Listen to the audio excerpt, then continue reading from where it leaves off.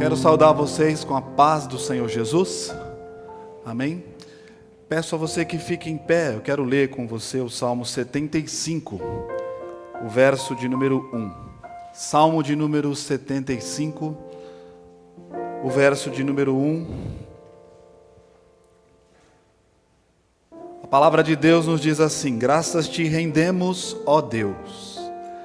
Graças te rendemos, invocamos o teu nome e declaramos as tuas maravilhas. Que nesta manhã o nosso Deus seja engrandecido entre nós, que a palavra dele tenha lugar no nosso coração para nos transformar e nos moldar, e que esse tempo seja um tempo de louvor ao nosso Deus. Quero convidar você a orar comigo. Amém? Senhor Deus, te louvamos, bendizemos o teu nome, queremos, ó Deus, render-lhe graças. Queremos nessa ocasião prestar culto ao Senhor, com a nossa vida, com o nosso coração. Que este tempo seja um tempo de edificação, que o teu nome seja glorificado. Fala conosco nessa manhã, toma esse tempo de adoração que teremos, tua palavra que nos será trazida e exposta, que o teu poder e glória sejam sobre nós. Que nessa manhã o teu nome seja glorificado e que saiamos daqui transformados pelo poder que há no nome de Jesus. A ti seja a honra, a glória e o louvor, é o que te pedimos em nome de Jesus. Amém. Que Deus nos abençoe nessa manhã, em nome de Jesus. Amém.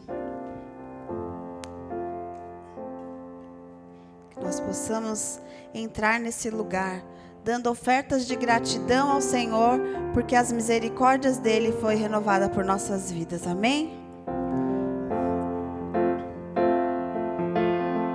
Te bendizemos, Senhor, nesta manhã, porque o Senhor é bom. A ti a honra, a glória e o louvor em nossas vidas, Senhor. Entramos nesse lugar, trazendo ofertas de gratidão. Obrigado por esse templo, te agradecemos pelos irmãos. Rendemos o senhorio dessa reunião a ti. Seja exaltado o nome de Cristo e se contemple sua glória aqui. Glória a Deus, glória a Jesus, glória ao Espírito de Deus. A Ele rendemos louvor, honra, majestade, poder. Soberano é o Senhor, maravilhoso em suas obras. Que se estenda o teu reino e todos vejam a sua glória. Reivindicamos a cura que há no nome de Jesus. Libertação de opressões e salvação para quem nele crê. Seja derramado sobre nós a fé, a paz e o amor, que se enche o nosso interior com hinos de louvor. Glória a Deus, glória a Jesus, glória ao Espírito de Deus. A Ele rendemos louvor, honra, majestade, poder. Soberano é o Senhor, maravilhoso em suas obras. Que se estenda o teu reino e todos vejam a sua glória. Glória a Deus, glória a Jesus, glória ao Espírito de Deus. A Ele rendemos louvor, honra, majestade, poder. Soberano é o Senhor, maravilhoso em suas obras. Que se estenda o teu reino e todos vejam a sua glória. Que se estenda o teu reino e todos vejam a sua glória. Aleluia. Bendizemos o teu nome, Senhor. Que o seu coração esteja pronto para adorar ao Senhor. Amém? No Salmo 108, versículo 1 diz: meu coração está pronto para cantar louvores ao Senhor. Nós às vezes nos aprontamos para tantas coisas, né? Você que está na sua casa, Vamos nos aprontar para gravar, vamos nos aprontar para assistir o culto, mas que nós nos aprontemos a cultuar ao Senhor. Que nós estamos passando por momentos difíceis de pandemia, muitas pessoas estão impossibilitadas de vir ao templo, mas você que está aqui, adore ao Senhor. Você que está na sua casa, coloque o seu coração pronto para adorar ao Senhor. Não para assistir ao culto, mas para cultuar ao Senhor.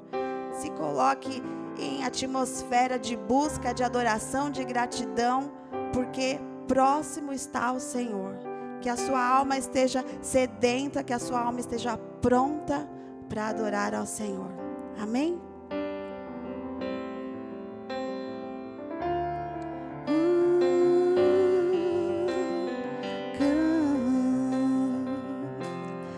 Vivo feliz, pois sou de Jesus.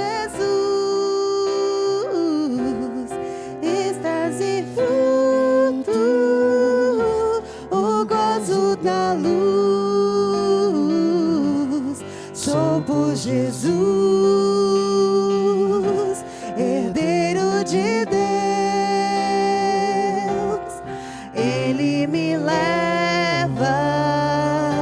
à glória dos céus. Canta, canta minha alma, canta o Senhor, rende-lhe sempre ardente louvor. Canta minha alma, canta o Senhor, rende-lhe sempre ardente louvor. Ao seu amor, ao seu amor, eu me submeti e extasiado, então me senti anjos descendo, trazendo céus, ecos da excelsa graça de Deus. Canta minha alma, canta ao Senhor, rende-lhe sempre ardente louvor. Canta minha alma, canta ao Senhor, rende-lhe sempre ardente louvor. Sempre vivendo em seu grande amor, me regozijo em meu Salvador, esperançoso, vivo na luz, pela bondade do meu Jesus. Pela bondade Obrigado, Senhor. do meu Jesus. Canta, canta, canta, canta minha alma, canta ao Senhor, rende-lhe sempre ardente louvor. Canta minha alma, canta ao Senhor, rende-lhe sempre ardente louvor. Canta minha alma, canta minha alma, canta ao Senhor, rende-lhe sempre ardente louvor. Canta minha alma, canta ao Senhor, rende-lhe sempre ardente louvor. Rende-lhe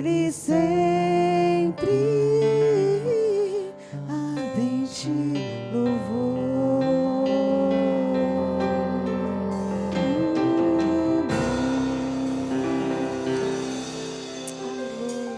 Aleluia, aleluia. Para onde nós iremos, Senhor? Se só tu tens palavra de vida para nossas vidas, se só tu tens renovo para nossas vidas, Pai, para onde nós iremos, Pai Santo, se não for em tua presença?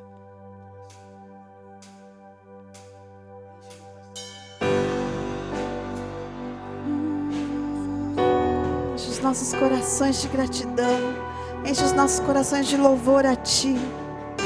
Enche esse lugar com a tua atmosfera de cura, de graça. Obrigado, Senhor. Obrigado, Pai.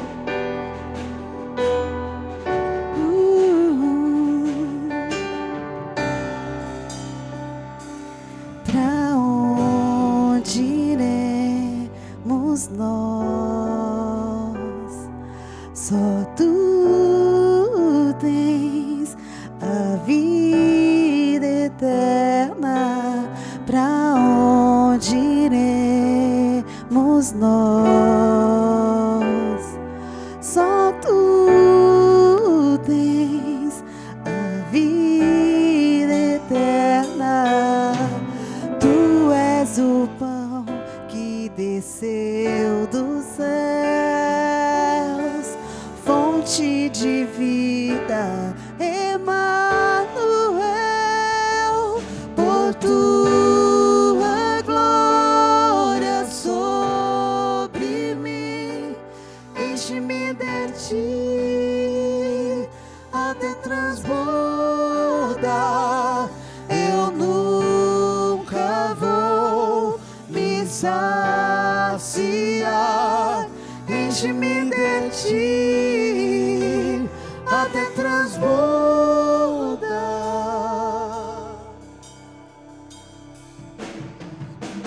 Tu és o pão que desceu do céu, fonte de vida, Emanuel. Por tua glória sobre mim, enche-me de ti até transbordar. Eu nunca vou me saciar. Enche-me de ti até transbordar. Pra onde iremos nós? Só tu tens as palavras de vida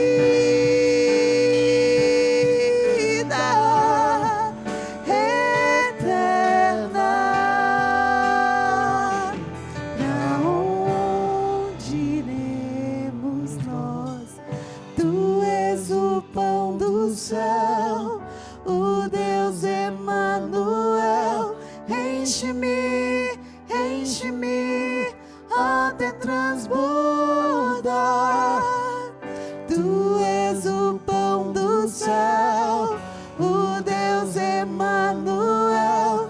Enche-me, enche-me até transbordar.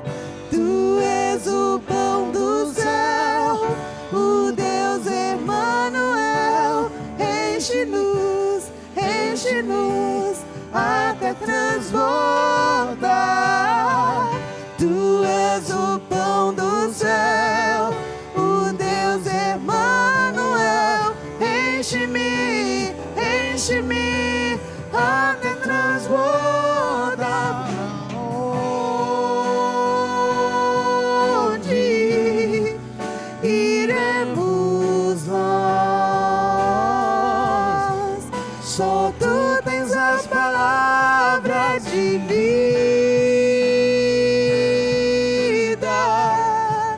eterna. Pra Onde iremos nós? Obrigado, Senhor, porque porque Tu és o nosso refúgio. Nós não temos outro lugar a não ser a Tua presença, onde nós somos fortificados, onde nós somos renovados, Pai. Obrigado, Senhor, pela Tua casa. Obrigado pela Tua presença santa, Deus. Porque só Tu és, só Tu és, só Tu és a fonte das nossas vidas, Pai.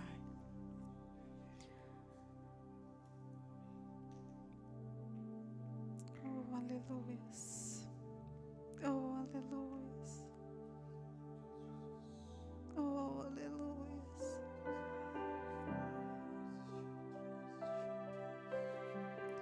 Tu és o pão do céu, o Deus Emanuel. Enche-me, enche-me até transbordar. Tu és o pão do céu, o Deus Emanuel. Enche-me, enche-me até transbordar.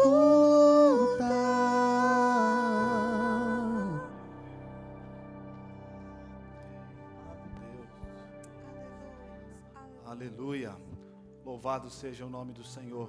Que esta canção seja uma verdade no meu e no teu coração, em nome de Jesus. Você pode tomar o seu assento, abrir a sua Bíblia no livro do Êxodo, segundo livro das Escrituras, no capítulo 25.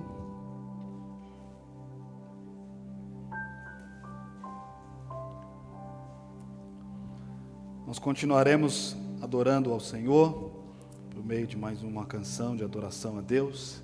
Êxodo 25, o Senhor disse a Moisés: diga aos filhos de Israel que me tragam uma oferta de todo homem cujo coração o mover para isso. Dele vocês receberão a minha oferta. A Bíblia nos fala acerca de um objetivo, de um propósito. O propósito era construir um tabernáculo. Foi com esse objetivo que Moisés conclamou os israelitas para que entregassem uma oferta. E aqui você vai perceber que a oferta ela é bem característica, não é, para o momento histórico em que a nação vivia, não é, incenso aromático, azeite, especiarias, pedras de engastes, uma série de utensílios que seriam usados para construir um lugar para que Deus ali habitasse e para que o nome dele fosse glorificado. Qual é a minha palavra a vocês nesta manhã? A expressão que me chama a atenção é de todo homem cujo coração o mover para isso. Sempre irá existir um propósito, um objetivo. Resta-nos saber se o nosso coração, se o meu e o teu coração está disposto a isso. Se nós entendemos o valor do princípio, o valor da adoração a Deus por meio do que temos. Rogo a Deus que te abençoe nessa manhã.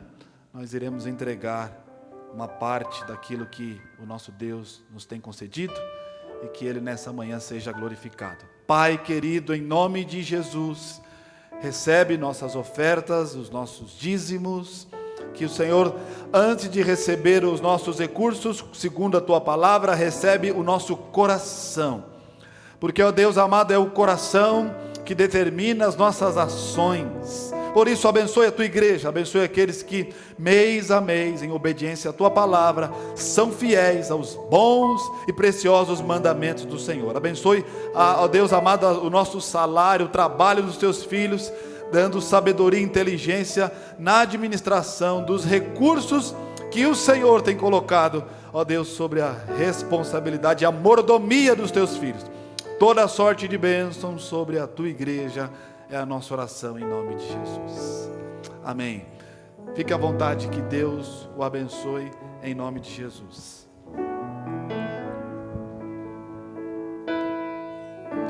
Queremos o Teu nome engrandecer e agradecer-te por Tua obra em nossas vidas. Confiamos em Teu infinito amor,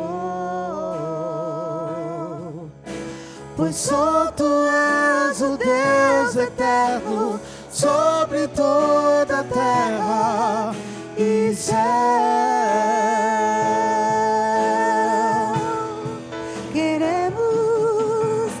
Queremos o teu nome engrandecer e agradecer-te por tua obra em nossas vidas. Confiamos em teu infinito amor, pois só tu és o Deus eterno sobre toda a terra e céu.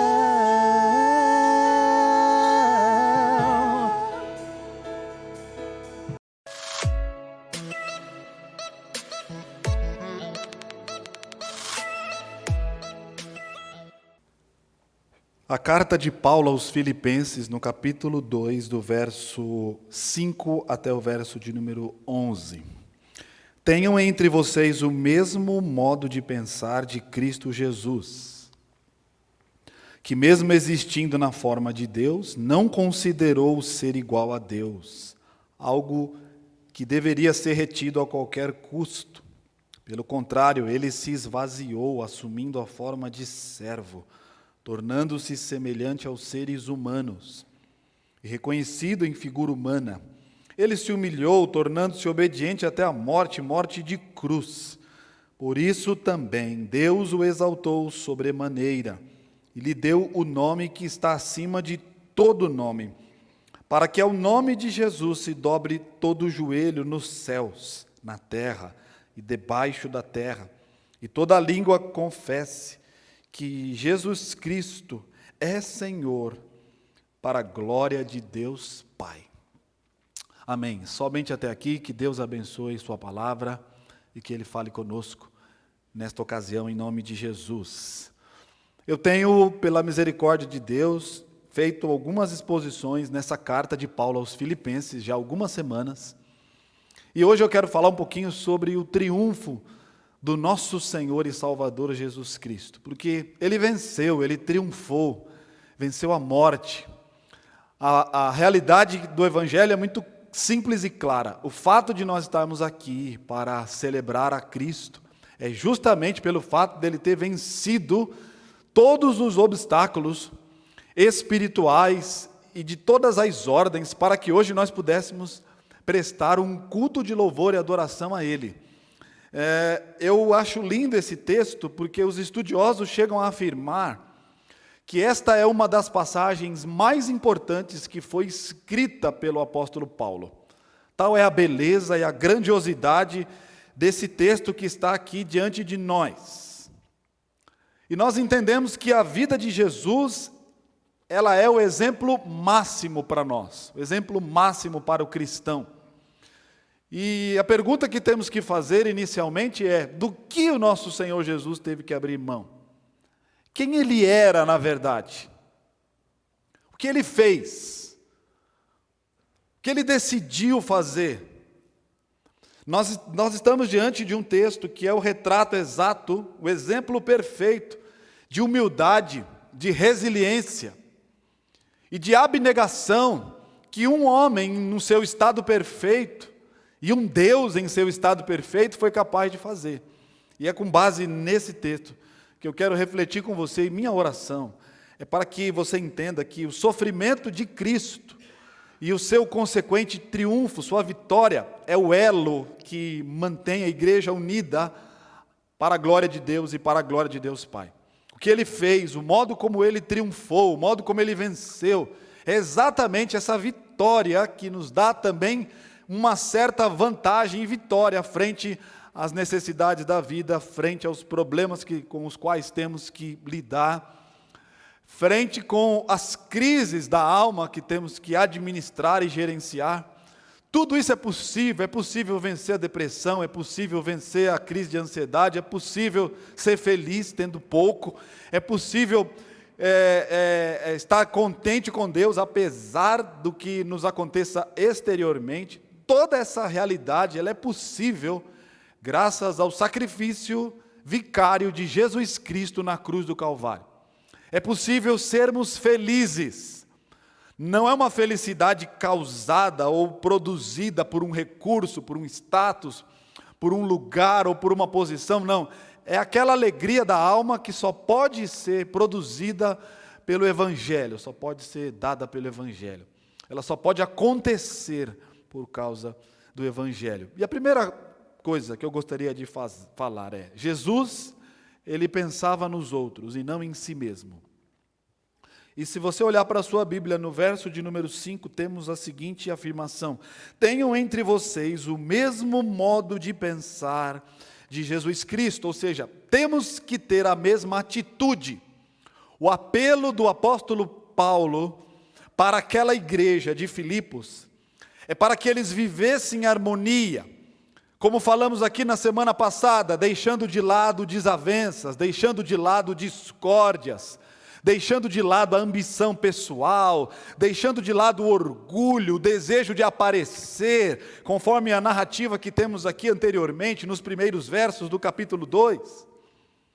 Todos os cristãos daquele tempo, e serve para nós também, devemos nos munir desse desejo de servir, de buscar a humildade, porque essa é a essência da vida do nosso Senhor e Salvador Jesus Cristo.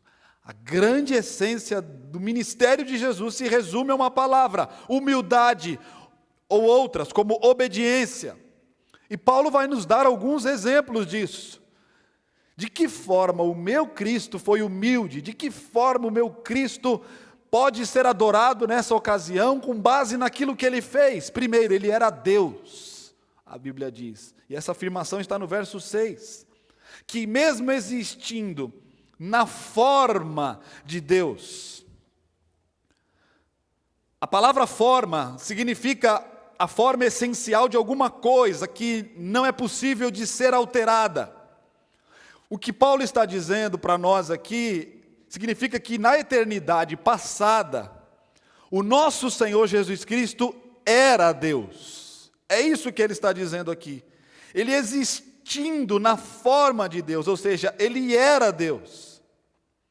Jesus Cristo, antes de vir ao mundo encarnado, tinha todo o louvor e toda a glória que lhe é devida no céu, porque ele era Deus. E ele não precisava de nenhuma coisa para ser mais feliz ou para ser mais Deus. E o que ele fez? O que o nosso Cristo fez? A Bíblia diz no verso 6, na parte B, que ele abriu mão dos seus direitos. Veja comigo, não considerou o ser igual a Deus, algo que deveria ser retido a qualquer custo. A Bíblia está nos dizendo que Jesus abre mão dos seus direitos. E de que forma ele faz isso?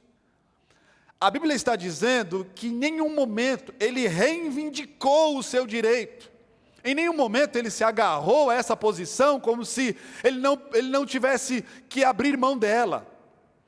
O que a Bíblia está dizendo aí é que ele não agarrou isso, segurou entre o peito, se recusando, como que eu tenho esse direito e dele não quero abrir mão.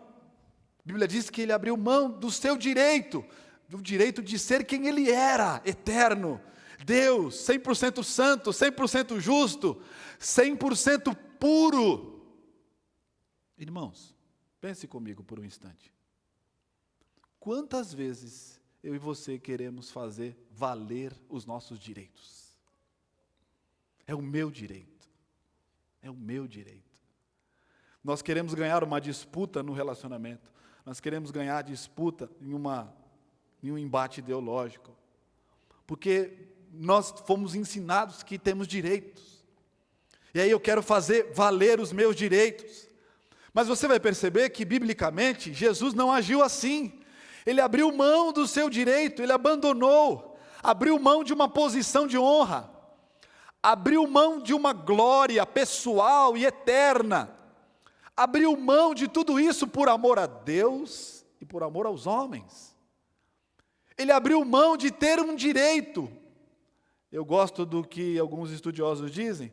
Wisby vai dizer que é como se Jesus dissesse assim: eu não posso guardar os meus privilégios para mim mesmo.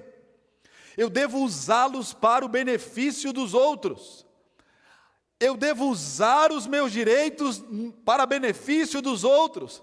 É como se ele colocasse os seus privilégios de lado e estivesse altamente disposto a pagar o preço necessário para realizar exatamente aquilo que Deus queria e esperava que ele realizasse. Uma segunda verdade que eu encontro aqui, irmãos, é que Jesus, ele é aquele que serve. Está aí uma lição para nós. Na Bíblia, o servo sempre é movido por atitudes. Eu ando pensando nessa pessoa. Pensar não é o suficiente. Você precisa fazer alguma coisa. Eu sinto. Sentir às vezes não é o suficiente. Os nossos sentimentos devem ser acompanhados com as nossas atitudes. Irmãos, está aqui a verdadeira essência do evangelho do serviço cristão. Você sabe que conta-se uma história que um filósofo muito conhecido escreveu alguns livros e alguns artigos sobre de que forma os pais deveriam educar os seus filhos. E ele escreveu alguns artigos com muito entusiasmo. Mas a história conta que esse mesmo filósofo que escreveu acerca de como educar os seus filhos, ele abandonou os seus próprios filhos. Engraçado, não é? Como alguém que se propõe a ensinar sobre, é reprovado naquilo que ensinou. Sabe por quê? Porque ele amou as crianças de maneira abstrata. Porque a sua aplicação prática mostrou algo completamente diferente do que ele escreveu na teoria. E este não é o exemplo de Jesus, porque ele poderia ficar estabelecido em sua glória, sem nenhuma necessidade de fazer o que ele fez. E eu gostaria de fazer uma afirmação, ela pode chocar você, mas essa é a afirmação bíblica. Jesus Cristo não morreu necessariamente por minha causa. As Escrituras, elas não tratam acerca de mim, nem muito menos acerca de você. As Escrituras estão narrando para nós acerca de um Deus que decidiu se revelar na história, através da história, e que colocou o seu projeto em ação, e para isso enviou o seu Filho, não por minha causa, não porque ele encontrou em mim alguma coisa que valesse a pena ou que justificasse o seu sacrifício. Isso você precisa compreender. Eu fui incluído no amor de Cristo, eu fui adotado na grande família de Deus, e isso é extraordinário. Eu não fazia parte desse projeto, eu não estava incluído nesse projeto, nós não estávamos incluídos nessa grande família. O apóstolo Paulo nos afirma que hoje nós estamos por uma razão, porque ele decidiu servir e fazer isso na prática. Não foi um conhecimento, nós não temos necessariamente uma informação acerca de Deus, uma teoria acerca do Evangelho, não. Ele encarnou, nasceu como um bebê, cresceu como uma criança, se desenvolveu como um adolescente, como um jovem, chegou, não é, quase ali na meia-idade, nos seus 30 anos, não é, na flor da sua idade. Ele foi um ser humano carnal, não é? Do ponto de vista humano, como eu e você. Não foi um conceito, o Evangelho não é um conceito. O que Jesus nos ensina a fazer é o resultado daquilo que Ele já fez, do que Ele próprio experimentou. Porque a palavra aqui, o versículo de número 7, quero chamar sua atenção, nos dá aqui um indicativo lindo. Pelo contrário, ele se esvaziou. A palavra de Deus está dizendo aí, ele se esvaziou com o propósito de servir. Você sabe que a palavra esvaziar, ela tem o sentido de você arrancar de um recipiente até que ele fique vazio. É como se eu pegasse um copo com água, derramasse aqui, não é? Até que ele fique vazio, que não reste mais nada. Foi isso que aconteceu com o nosso Cristo. Ele se esvaziou da sua divindade. É isso que Paulo está querendo dizer. O meu Deus se esvaziou da sua divindade para assumir a nossa humanidade, para sentir as nossas dores, para ter uma ideia do que é a natureza humana.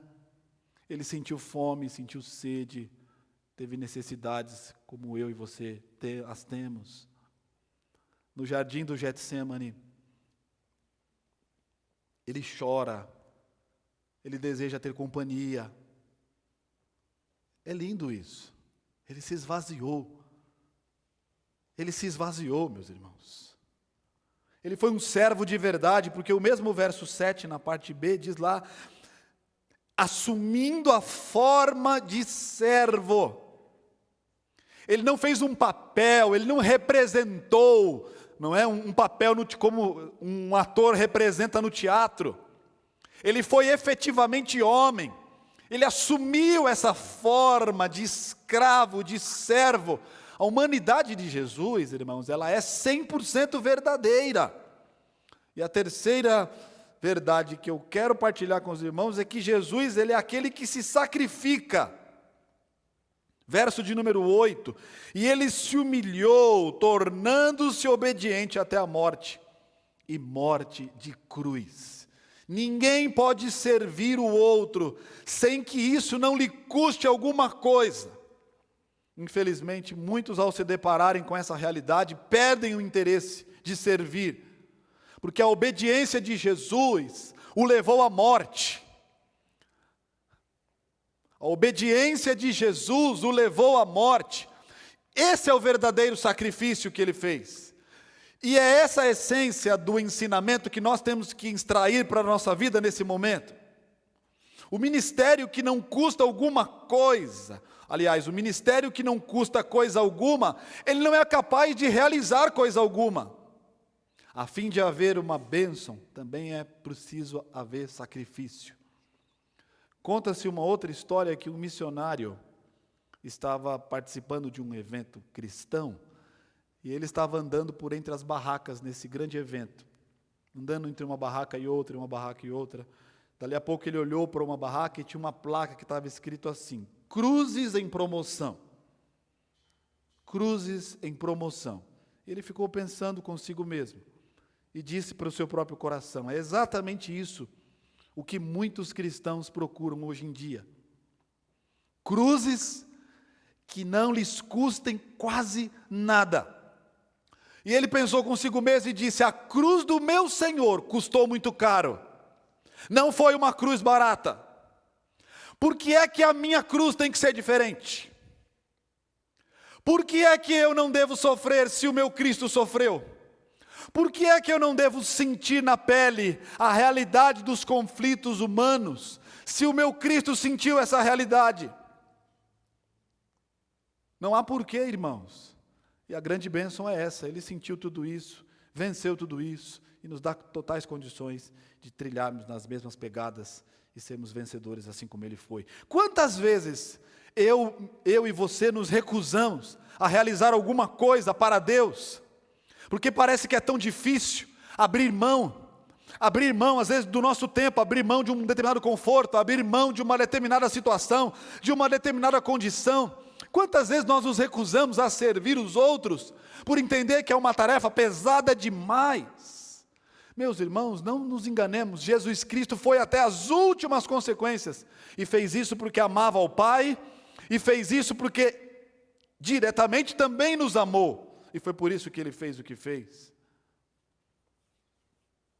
Ele foi até as últimas consequências.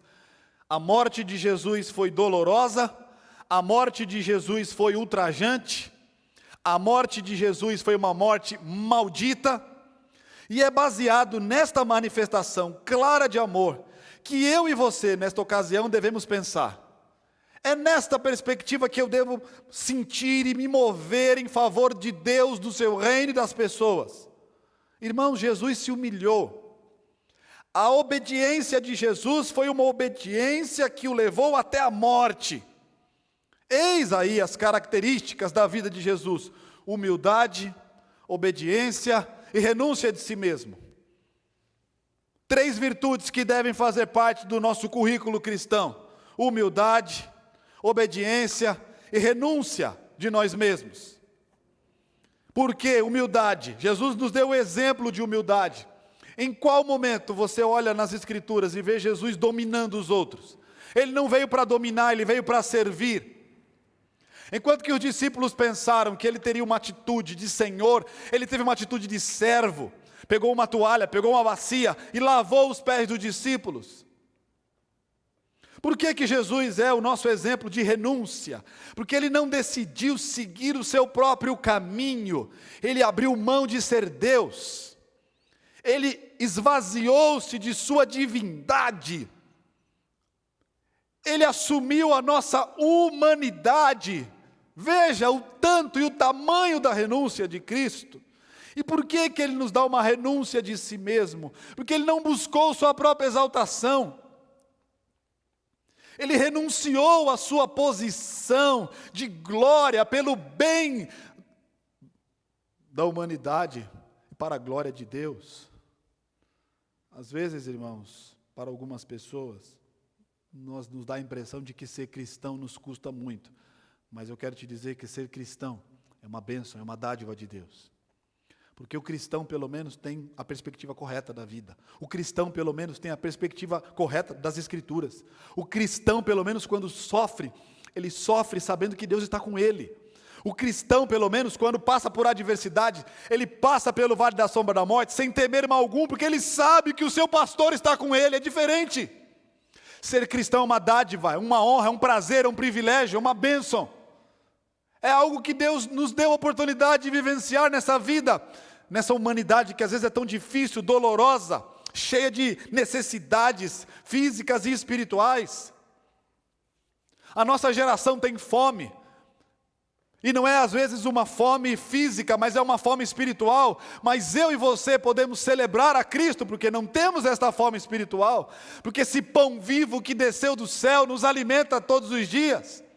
Temos a bênção de servirmos a esse Cristo, que agora não está mais numa posição humana, ele agora não está mais limitado ao tempo e ao espaço, ele agora não é mais aquele Cristo que tem necessidades e que quando necessita de companhia, ele vai lá nos discípulos e diz: ei, vocês não são capazes de vigiar pelo menos uma hora. Ele não está mais agora nessa condição humana. Porque a Bíblia vai nos dizer, irmãos, algo extraordinário, e eu chamo sua atenção para o verso 9. Por isso também Deus o exaltou, sobremaneira, e lhe deu o nome que está acima de todo nome. Deus o exaltou. Você sabe por que isso aconteceu? Porque ele ressuscitou. Quando os homens sepultaram Jesus, esta foi a última atitude humana em favor de Cristo. Foi pegar o seu corpo e sepultá-lo dentro de uma gruta. Foi a última coisa que os homens fizeram por aquele Cristo, homem humano que estava ali. A última coisa. Desse ponto em diante, foi uma ação poderosa e completa do nosso Deus. Jesus sofreu as piores coisas nas mãos dos homens. Ele foi achincalhado, foi chamado de Beelzebu, colocaram uma coroa de espinhos sobre ele. Ele levou dezenas de chicotadas, sofreu o inimaginável, algo que Hollywood de alguma forma tenta retratar, para a gente ter uma ideia do que foi aquele sofrimento. Cair nas mãos dos romanos, que eram cruéis, especialistas em crucificar as pessoas, eram verdadeiros carrascos, eles sabiam fazer muito bem aquilo. Nós temos uma ideia do que aconteceu. E foi o que aconteceu, irmãos. Ele sofreu as piores coisas nas mãos dos homens. Mas a Bíblia diz que Deus o honrou e o exaltou. Os homens o ridicularizaram, maldisseram o seu nome. Mas a Bíblia diz que Deus lhe deu um nome glorioso. Na sua humilhação o chamaram de Jesus. Contudo, na sua exaltação, ele agora é chamado de Senhor. Ele agora é o nosso Senhor. Porque o verso 10 nos afirma isso: para que ao nome de Jesus se dobre todo o joelho nos céus, na terra e debaixo da terra. Todos se prostrarão diante desse grande Deus. E o verso 11 conclui dizendo: e toda língua confesse que Jesus Cristo é Senhor, para a glória de Deus Pai. Esse nome agora está acima. Você sabe que na Bíblia é comum dar um novo nome para marcar um novo estágio na vida de uma pessoa, um novo nome, um novo tempo. Você tem, por exemplo, Abrão. Deus diz: Abrão, a partir de agora, vou inaugurar um novo estágio na sua vida. E você não vai se chamar Abrão, mas Abraão. Você vai ser pai de multidões. Jacó, a partir de agora, um novo tempo na sua vida. Você não é mais Jacó. Agora você vai se chamar Israel. E a partir de agora você será um homem completamente diferente. O novo nome é um marco de uma nova situação. E olha o que Paulo diz, irmãos. Olha o que as Escrituras nos dizem. A Bíblia nos diz que agora Ele é Senhor. Toda língua confesse que Jesus Cristo é Senhor. Ele é Senhor. O Senhor da vida, o Rei dos reis, Senhor dos senhores. De uma maneira que jamais ninguém pode imaginar, Ele foi, é e o será para sempre. É por isso que a Bíblia diz que Ele é o alfa, o começo, Ele é o ômega. E todo o tempo com o qual nós conhecemos, Jesus está envolvido em toda essa realidade. E está fora do tempo com o qual nós estamos habituados a lidar. E eu concluo dizendo a vocês nessa manhã: quantas vezes somos movidos por um desejo de satisfazer as nossas ambições egoístas? Foi esse o veneno que estava contaminando aquela igreja. Por isso que Paulo pregou essa mensagem. Ao olharmos para Jesus, perceberemos que o seu propósito era servir os outros. Mesmo que para isso ele tivesse que renunciar à sua glória, renunciar à sua majestade, ele estava disposto a fazer isso. Enquanto às vezes eu e você queremos ser o centro das atenções, Jesus Cristo em todo o tempo buscou exaltar o Pai, deixando bem claro que Deus era o centro das atenções e não ele. Então eu concluo dizendo: de que forma eu e você, desta forma, aliás, eu e você nunca devemos pensar em nós mesmos, pensarmos mais nos outros. Que Deus nos ajude, para que sempre tenhamos a consciência de que a glória pertence a Deus. É por causa dele que nós nos movemos e é por causa dele que nós existimos. Que nessa manhã, irmãos, possamos aprender este exemplo maravilhoso, tendo o mesmo modo de pensar do nosso Senhor e Salvador Jesus Cristo. Que dádiva é estarmos aqui, que bênção é estarmos aqui, que honra é fazermos parte da família do nosso Deus. Jesus Cristo é o Senhor. Ele é o Kyrios, a palavra grega para Senhor. Não é à toa que os imperadores do primeiro século mandaram matar tantos cristãos.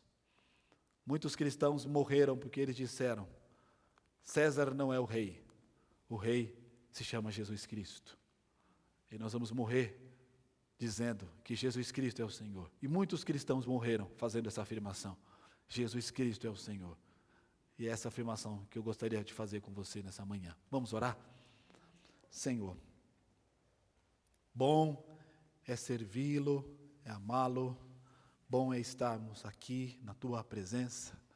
Bom, ó Deus amado, é termos a honra e o privilégio de adorá-lo na beleza da tua santidade. O Senhor é o nosso Senhor, é o meu Senhor. Jesus Cristo, temos a alegria, a honra e o privilégio de sermos parte da família do Senhor. Ó Pai, que o Senhor nos ensine a sermos humildes, que o Senhor nos ensine a renunciarmos a nós mesmos, que o Senhor nos ensine a servir, porque foi para isso que o Senhor veio, para nos dar uma lição de humildade e obediência. Leva a tua igreja a esse caminho da humildade e da obediência. Leva-nos, ó Deus amado, por esse caminho da humildade e da obediência, quebrando o nosso orgulho, nossa vaidade, o nosso preconceito, o nosso achismo, as nossas vanglórias. Ó Deus amado, dai-nos humildade para sermos os homens e as mulheres que o Senhor espera que sejamos, para sermos sensíveis à tua vontade e estarmos dispostos a fazer sacrifícios pessoais para honrar ao Senhor, honrar a tua palavra e honrar o teu evangelho nesse mundo.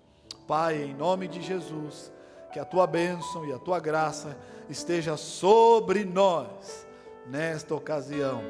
É a minha oração, ó Deus, e faço isso em nome de Jesus. Amém?